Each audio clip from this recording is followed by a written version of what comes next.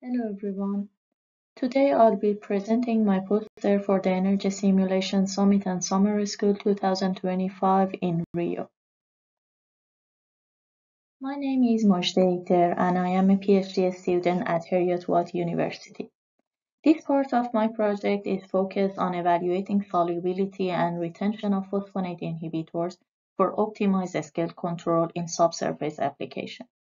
The supervisory team for this project includes Professor Ken Sorby, Professor Eric Mackay, the Chair of Energy Simulation, Dr. Lorraine Book, and Dr. Gregor Snedden, and Mr. Mike Singleton. If you have any question or would like to discuss this work further, please feel free to contact me using this email. Mineral scale can form when the equilibrium of water is disrupted, which is a common issue in water-producing and high water-cut oil wells. Scale can lead to reduced production, increase of operational costs due to scale removal, and also damage to wellbore and production equipment. Scale inhibitors or SIs are chemicals that are used to prevent scale formation. Their controlled release improves the treatment effectiveness and also extends its lifetime. This treatment is usually called a squeeze treatment. The retention and release is governed by two mechanisms. The first one is pure adsorption, where the scale inhibitor is physically or chemically adsorbed to the surface of a rock.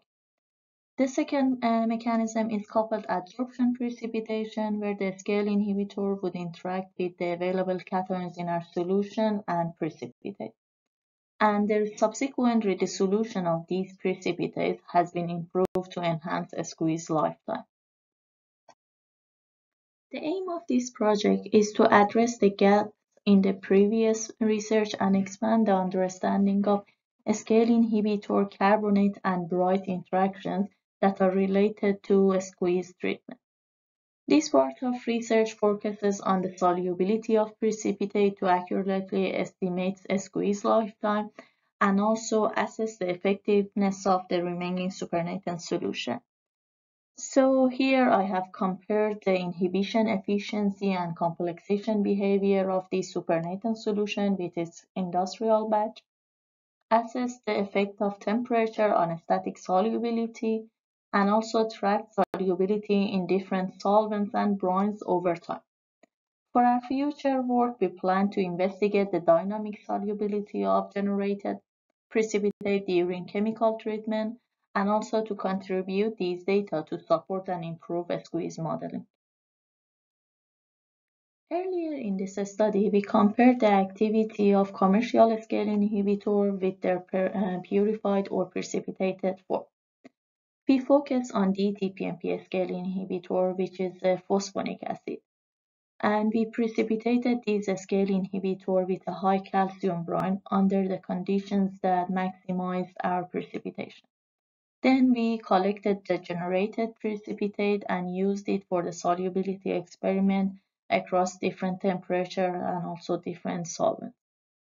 We have also evaluated this remaining supernatant solution, first for the complexation with calcium and also for assessing the inhibition efficiency of these remaining materials for preventing barite scaling.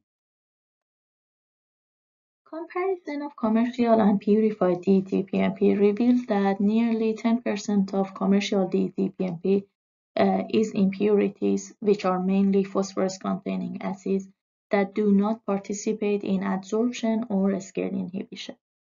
Experimental analysis of supernatant solutions containing these impurities showed only minimal DTPMP capable of complexing with cations and also inhibiting barite precipitation.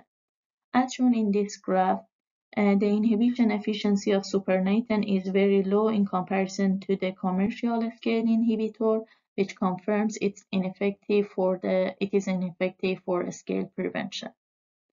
Next, the solubility across various temperatures of 25, 45, 75, and 95 degree has been studied in different solvents, 1% Na, North Sea seawater, Nelson Fortis Formation water, and also distilled water. For all of these graphs and these solvents, we can see with increasing the temperature, the solubility decreases, which is consistent with the exothermic nature of our precipitate. But we can see even at temperature of 95 for all of these solvents, the level of solubility is between 100 and 200 ppm, which ensures we have gradual release of a scale inhibitor, but maintaining effective concentration in the reservoir for scale prevention. The trends for non-CC water and also Nelson Fortis formation water shows that with inclusion of magnesium, which is higher in the North CC water, the solubility the solubility greatly increases. A better understanding of these interactions in general help us to have more precise scale management and to ensure a higher production rate. Thank you all for listening.